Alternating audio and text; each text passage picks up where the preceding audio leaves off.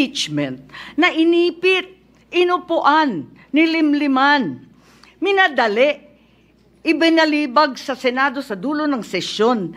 Ito ay ang pinakamaliit na iskinita ng accountability na yan.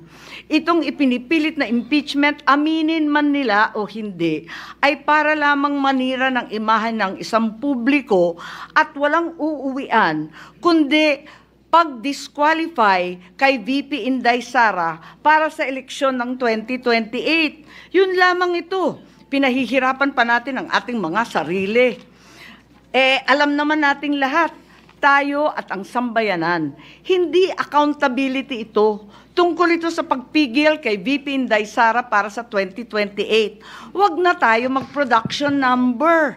Yan ang gustong puntiryahin. Kaya ang pangalawa kong SKL, ikalawa SKL, saan ka lulugar?